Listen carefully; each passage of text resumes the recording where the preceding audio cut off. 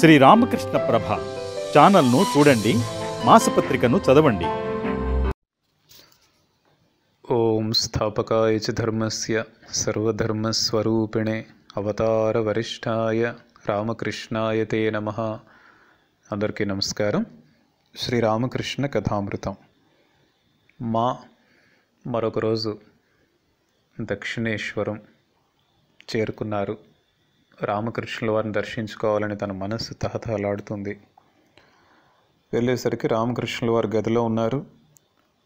ఆ గదిలో నరేంద్రుడు, భవనాథ్ ఇటువంటి కొంతమంది భక్తులు కూర్చొని ఉన్నారన్నమాట. వారంతా కూడా అప్పట్లో 19-20 సంవత్సరాల యువకులు. వారితో శ్రీరామకృష్ణులు చక్కగా నవ్వుకుంటూ ఆనందంగా మాట్లాడుతున్నారంట. అంటే చెప్పుకున్నాం కదా, మహేంద్రనాథ్ గుప్తా మా గదిలో ప్రవేశిస్తుండడం చూసి రామకృష్ణుల వారు ఒక్కసారిగా పెద్దగా నవ్వారంట. నవ్వుతూ అన్నారంట, ఇతడు మళ్ళీ వచ్చాడు చూడండి అన్నారంట. అనేసరికి మిగిలిన వాళ్ళందరూ కూడా ఆయనతో పాటు నవ్వారన్నమాట. మాకు విషయం అర్థం కాకపోయినా రామకృష్ణుల వారికి సాష్టాంగ ప్రణామం చేసి కూర్చున్నారు. ఇదివరకటి రోజుల్లో ఆరంభంలో అతను ఎప్పుడూ కూడా చేతులు జోడించి నమస్కరించేవాడు మాట. తర్వాత నెమ్మదిగా మిగిలిన వారిని చూసి నేర్చుకున్నాడు. ఇటువంటి మహాత్ములకి సాష్టాంగ ప్రణామం చెయ్యాలి అన్న విషయాన్ని నేర్చుకున్నాడు. మరి కూర్చున్నాక శ్రీరామకృష్ణులు తమ నవ్వుకు కారణం ఏంటో అందరితోని చెప్తారన్నమాట. ఏమని చెప్తారు? ఒక చక్కని దృష్టాంతం చెప్తారు. ఒక వ్యక్తి ఒక నెమలికి సాయంత్రం 4 గంటలకు నల్లమందు గుళికను తినిపించాడు. మరునాడు ఖచ్చితంగా 4 గంటలకు ఆ నెమలి అక్కడికి హాజరైంది. ఆ నెమలి నల్లమందు నిషాకు బానిస అయిపోయింది.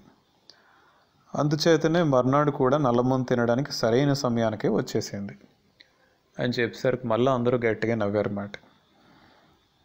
అప్పుడు మనసులో అనుకున్నాడు, ఇది నిజంగా చక్కని దృష్టాంతం. నేను ఇంట్లో ఉంటున్నానే కానీ ఒక్క క్షణం కూడా రామకృష్ణుల వారి గురించి ఆలోచించకుండా, వారి భావన లేకుండా నేను ఉండలేకపోతున్నాను. నా మనస్సు అంతా ఎప్పుడు ఈ దక్షిణేశ్వరం మీదే ఉంటుంది.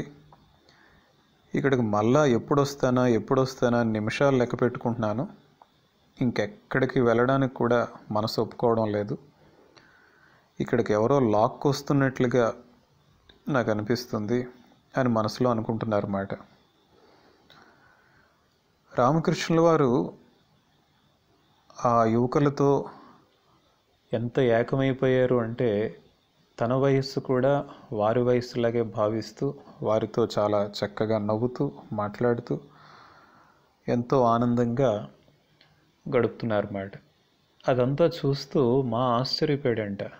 కొద్ది రోజుల ముందే నేను చూశాను కదా, రామకృష్ణుల వారు అంత గంభీరంగా ఆధ్యాత్మిక భావంలో ఉండిపోయారు, సమాధి స్థితిలోకి వెళ్ళిపోయారు. ఇటువంటి రామకృష్ణుల వారైనా ఇంత చక్కగా వీరితో కలిసిపోయి ఎంత నవ్వుకుంటూ ఉంటున్నారు, ఎంత ఆశ్చర్యం కదా అని భావిస్తున్నారన్నమాట. మరి రామకృష్ణుల వారు ఆ యువకులతో చక్కగా మంచి మంచి విషయాలన్నీ సంభాషిస్తున్నారు. ఆ సంభాషణ కాస్త ఆంజనేయ స్వామి మీదకి వెళ్ళింది. రామకృష్ణుల వారు అంటున్నారంట, హనుమంతుడి మనోస్థితి ఎలాంటిదో కాస్త ఊహించండి. ధనం, గౌరవం, దేహసుఖం దేన్ని లక్ష్య పెట్టలేదు.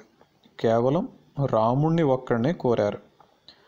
స్ఫటిక స్తంభంలో గుప్తంగా దాచివేయబడ్డ బ్రహ్మాస్త్రాన్ని తీసుకొని పరిగెత్తిపోతుంటే మండోదరి ఎన్నో రకాల పండ్లతో అతన్ని మభ్యపెట్టాలని చూసింది.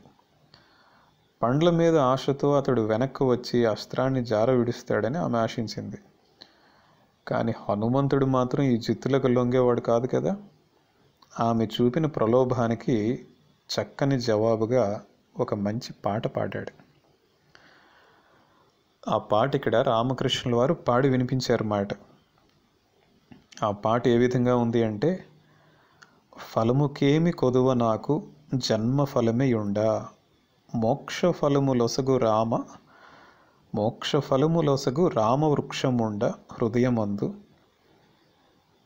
ఫలముకేమి కొదువ నాకు జన్మ ఫలమే ఉండ. రామ కల్పతరువు మూల కూరుచుండి ఉండినాను, కోరుకొన్న ఫలమేదైనా చేరి కోసుకొందునందు. ఫలము గూర్చి పలుకుతివే ఏల నాకు సాదా ఫలము, చూడు ఇప్పుడే పోవుచుంటి విడిచి నీకు ప్రతిఫలము అనే చక్కని పాట పాడుతూ శ్రీరామకృష్ణుల వారు మరలా భావ సమాధి స్థితికి వెళ్ళిపోయారు. మరలా అదే నిశ్చల దేహం, అర్ధనిమీలిత నేత్రాలు. ఆయన ఛాయాచిత్రంలో మనం చూస్తూ ఉంటాం కదా, ఆ విధంగా మాట. అది చూస్తూ మరలా మా నిశ్చేష్టుడైపోయాడు. ఇప్పటి వరకు కూడా ఎంతో ఆనందంలో నవ్విస్తూ నవ్వుతూ ఉన్న రామకృష్ణుల వారు హఠాత్తుగా మరలా సమాధి స్థితికి వెళ్ళిపోయారు. ఈ ఘటన చూస్తూ మా ఎంతో ఆశ్చర్యపోయాడు మాట. అలా కాసేపు అయిన తర్వాత రామకృష్ణుల వారిలో కొంత మార్పు మళ్ళా కలుగసాగింది. దేహంలో స్పందన మొదలైంది. ఆయన వదనం చిరునవ్వుతో వెలిగిపోతుంది. నోరు పవిత్ర రామనామాన్ని ఉచ్చరిస్తూ ఉండగా కళ్ళ నుండి ఆనంద బాష్పాలు స్రవించసాగాయి. ఈ విధంగా కొంత సమయం సాగింది. రామకృష్ణుల వారు మాతో మళ్ళా నరేంద్రనాథ్ని ఉద్దేశిస్తూ మరో దృష్టాంతం చెప్తున్నారు మాట. ఇలా చూడు, రైతులు నాగలిని కట్టేందుకు కావలసిన ఎద్దులను కొనుగోలు చేయడానికి సంతకు వెళ్తారు. ఎద్దు లక్షణాలు వారికి బాగా తెలుసు. తోక కింద చేయి పెట్టి చూస్తారు. కొన్ని ఎద్దులు తోకను పట్టుకోగానే సాత్వికంగా నేల మీద పడుకొని ఉంటాయి. అలాంటి వాటిని వారు కొనుగోలు చేయరు. తోకను తాకగానే ఎగిరి గొంతులు వేసే ఎద్దునే వారు కొనుగోలు చేస్తారు. నరేంద్రుడు ఆ కోవకు చెందినవాడు, పరిపూర్ణంగా అంతః తేజస్సు ఉన్నవాడు. ఈ విధంగా రామకృష్ణుల వారు చిరునవ్వుతో ఈ మాటలన్నీ చెప్తున్నారు మాట. చెప్తూ మరో మాట కూడా అంటారు. కొందరు చురుకుదనం లేకుండా నిస్తేజంగా ఉంటారు. వాళ్ళు పాలల్లో నానవేసిన అటుకుల్లాగా మెత్తగా ఉంటారు. లోపల బలం ఏమి ఉండదు అని చెప్తున్నారు మాట. సంధ్యా సమయం అయింది. శ్రీరామకృష్ణులు భగవద్ధ్యానంలో ఉన్నారు. దేవాలయాల్లో ఆరతి ముగిసింది. కాసేపు తర్వాత మా సెలవు తీసుకోవాలని అనుకున్నారు. ఆ సమయంలో మరొక చక్కని వర్ణన మనం చూసినట్లయితే, రామకృష్ణుల వారు ఎక్కడున్నారని చూస్తున్నారన్నమాట. మా చూస్తూ వెళ్ళేసరికి రామకృష్ణుల వారు నాటమందిరంలో పచారులు చేస్తూ కనిపించారు. నాటమందిరం అంటే దక్షిణేశ్వరంలో కాళీ మందిరం ఏదైతే ఉందో దాన్ని గర్భమందిరం అంటాం. కాళీమాత విగ్రహం ఎక్కడైతే ఉందో గర్భమందిరం. గర్భమందిరం ఎదురుగా ఒక హాల్ ఉంటుందన్నమాట. దాన్ని నాటమందిరం అంటారు. నాట్య మండపం అంటారు. ఈ నాట్య మండపంలో రామకృష్ణుల వారు పచారులు చేస్తున్నారంట. గర్భగుడిలో దేవికి ఇరువైపులా దీపాలు వెలుగుతున్నాయి. ఈ విశాల నాట్య మండపంలో మిణుకు మిణుకుమంటూ ఒక చిరు దీపం వెలుగుతుంది.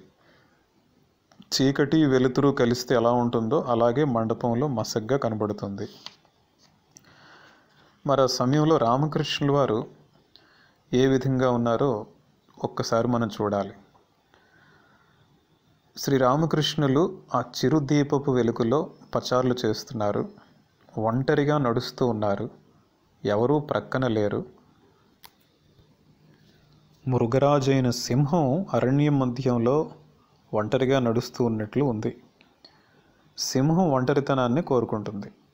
ఏకాంతంలో పచారులు చేస్తుంది. శ్రీరామకృష్ణులు కూడా అదే విధంగా అంతర్లీనులై పచారులు చేస్తున్నారు.